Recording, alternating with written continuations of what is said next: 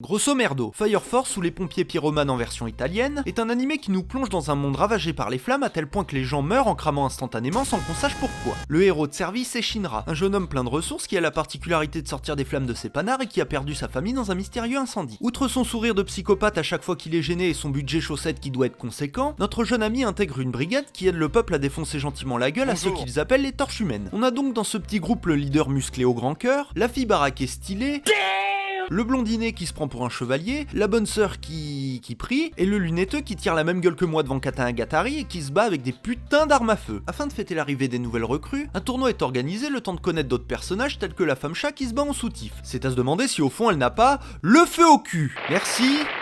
Après qu'un démon s'échappe, une autre brigade arrive et décide de le capturer. Le capitaine en question est une jeune femme qui aime montrer qu'elle pèse dans le game, tout comme son énorme père de l'os. Mais notre bonne sœur de service en a marre de servir à rien et décide d'aller raisonner son ami d'enfance, ce qui donne lieu à un échec. Nos amis n'étant pas disposés à laisser leur waifu en danger, décidèrent d'intervenir pour sauver la nonne et récupérer des infos tant qu'à faire. Après un discours des plus inspirés de la part de Shinra, je suis un héros et je suis gentil.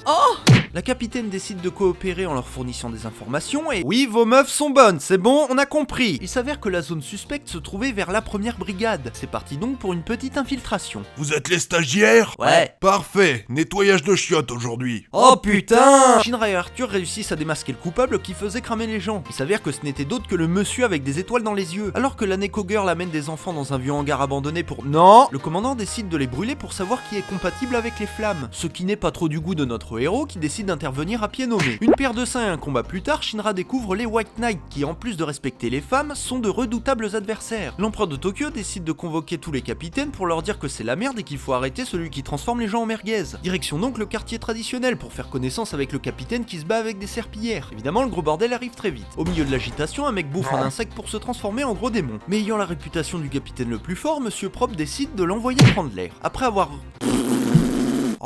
avoir recruté Spike de Cowboy Bebop, direction la décharge pour trouver un mécano. Manque de bol, le Pierrot dans TF2 veut le buter, car il détient l'accès à la source d'énergie de la ville. Sa femme le trahit et le méchant capitaine arrive à obtenir la clé USB tout en finesse.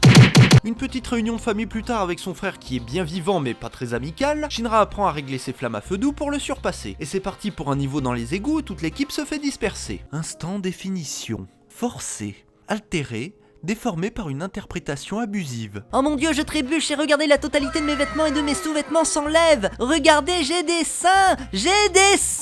Pendant ce temps, Shinra essaye de faire revenir son frère du bon côté de la force, mais ce dernier n'est comme qui dirait pas chaud. Notre démon en herbe fonce donc à la vitesse de la lumière vers lui et s'empale sur son épée sans faire exprès. Heureusement, le reste de l'équipe arrive à temps pour le sauver. On notera d'ailleurs la robustesse du gaillard vu qu'une épée droit dans le cœur ne le tue pas. Bon, une fois Shinra soigné, le capitaine de la première brigade décide de le tester et lui révèle que le démon qu'il voit dans ses rêves est en fait sa mère et que celui qui a cramé sa maison est son frère. On peut dire qu'il a donc joué avec le feu. Merci, c'est tout pour moi.